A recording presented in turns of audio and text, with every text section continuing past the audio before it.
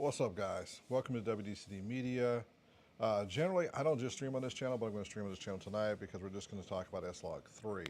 As you're looking at this image right here, this was graded in S Log 3.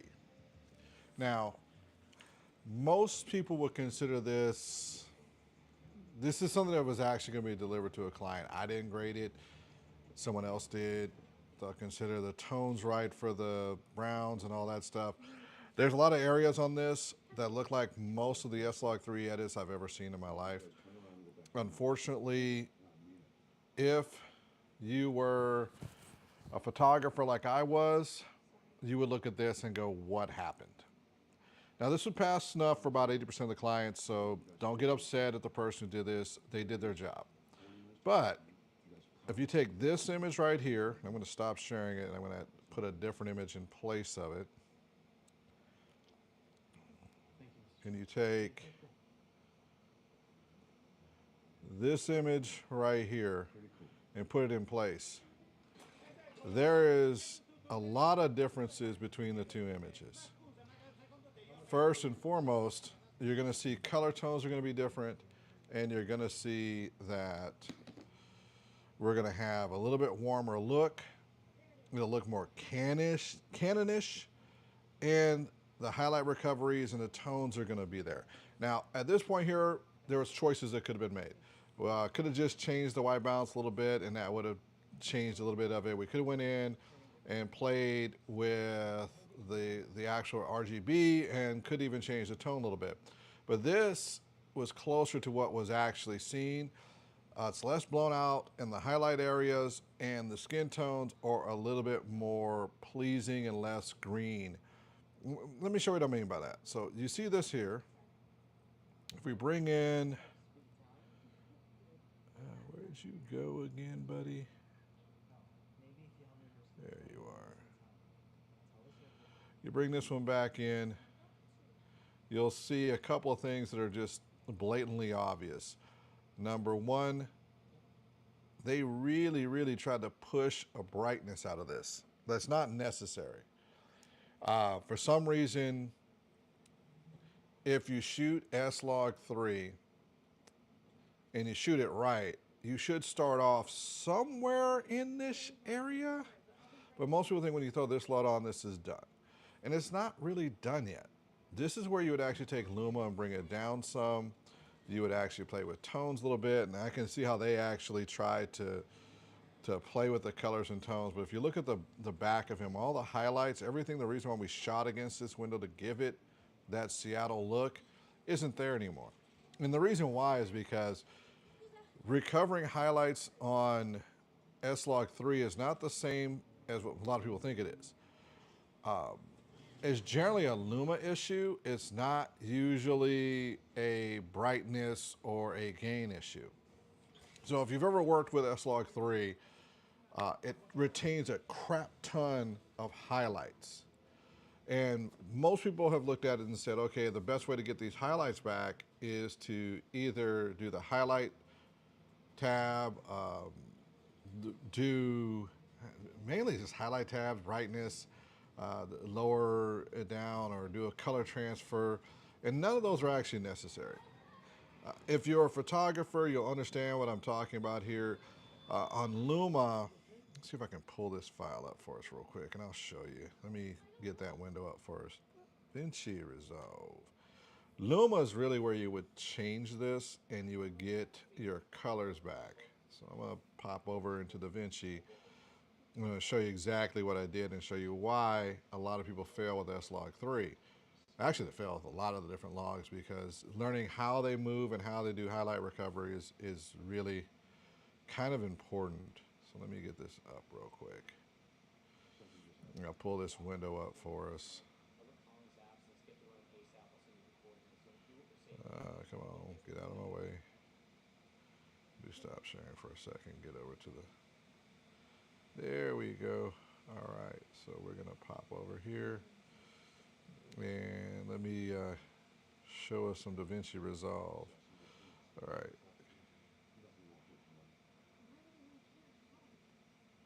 Sure. All right.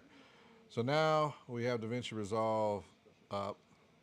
And you're going to see pinwheels and a whole bunch of other things. You're going to see where I had did this shot and got them correct. And the reason why, let me pull over to a wider shot that actually makes sense to what we're talking about. All right. Let's go to this shot right here. So this is the one we're looking at. So if you look at this here, you'll see all this tone looks good here. Everything looks good. Now, the main reason why we were able to accomplish this is not for what most people think. I'm still just using the LUT S Log 3. So if I take it off, let me take it off for a second here. We're gonna be way down here. Now this seems pretty uncommon, a pretty low area to be at on the histograms, but there's a reason why we're here. What we did is we actually, let me go ahead and copy this real quick. Edit, copy. What we did when we reset this is we started here and we started here. And if I added S Log 3 to this, first off, you see my peaks here? These are too high, and that's gonna be that window over here on the right side. Then these are really good levels here. So I've got 640, 640, 640, 640. If you record S Log 3 and you see a parade or a histogram where all of them are in that 640 and where you need, or a waveform in that 640-ish area, you're gonna have a really nice solid S Log 3. Nothing's going to be peaked, and if everything's above 128 down here in the shadows, you're just going to, this can be magical. But to start off not looking magical, because what happens is when you convert this to S Log 3, it will more or less look like this, which looks like an absolute hot mess.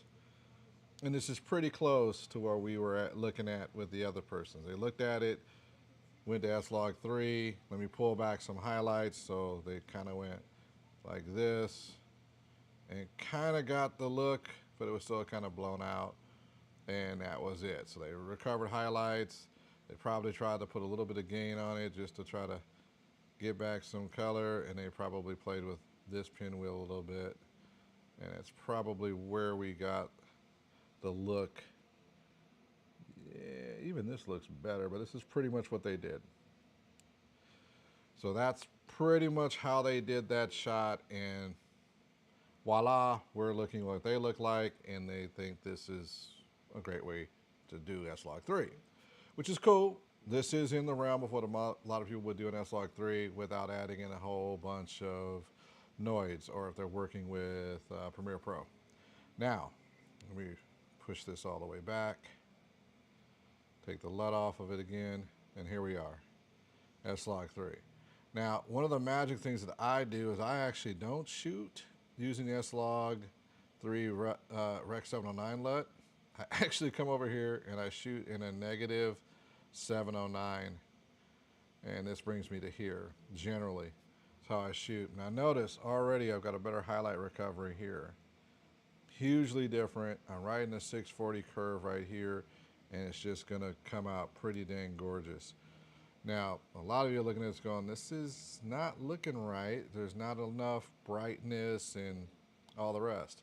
And there's a reason for that. I shoot it in that LUT so that I can come over here and go into Rec 709 like such. Now I'm a little overblown. Come over here and we're going to talk curves. And we're going to do custom curves. Now notice I'm only picking the Y. And the reason being is I can bring this down like this, and all of a sudden, wow, I got most of my color tones right. I've got almost everything there. Now it just becomes a choice. Do I want to play with red, blue, and green? So do I want to bring this down a little bit more? Do I want to play with this and get these to line up a little different?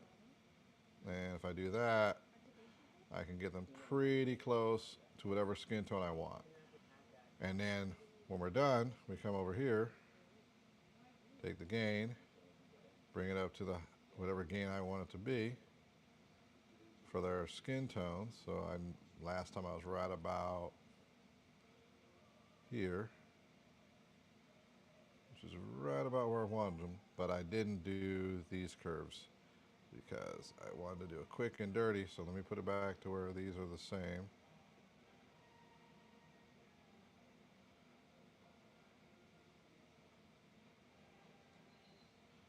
And now we're looking at this going, okay, do we still have a blown out window?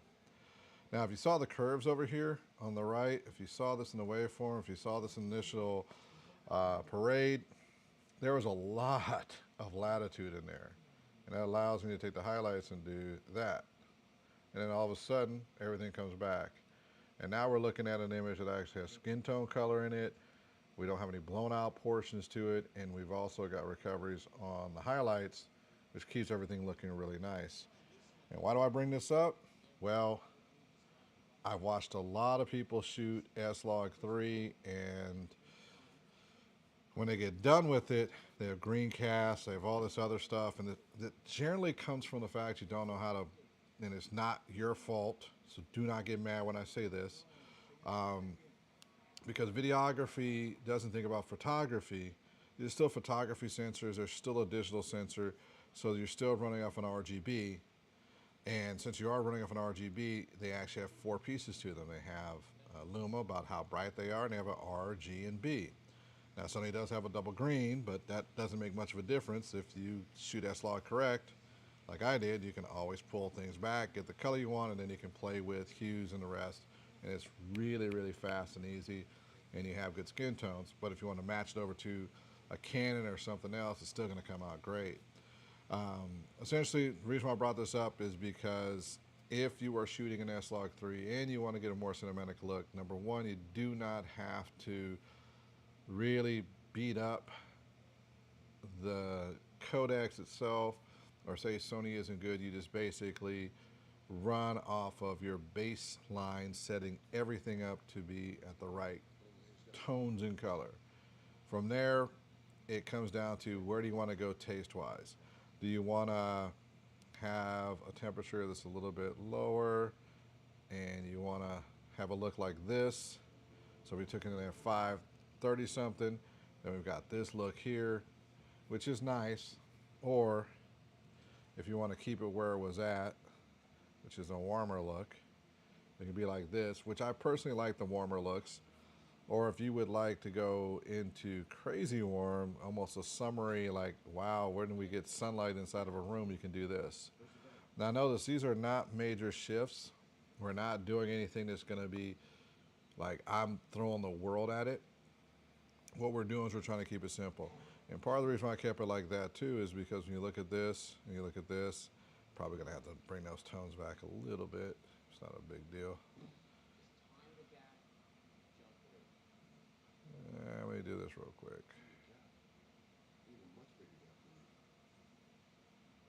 There we go. We're almost tied up here. And this is one of the things that's easiest to do is just kind of go like this. And now we've got our colors matched and then we're done. And the nice thing about this, still keep nice brown skin tones, still keep the highlight retention, still have the room set up the way you want. And that's hugely important. So this is my thoughts on the S Log 3. We can easily take care of matching tones, colors, and all the rest. It's just a matter of how do you like to do it and what do you want to do. Y'all take care. Thank you for watching this, and I appreciate you. You didn't have to. Peace. Let me get rid of this here too. Bye, y'all.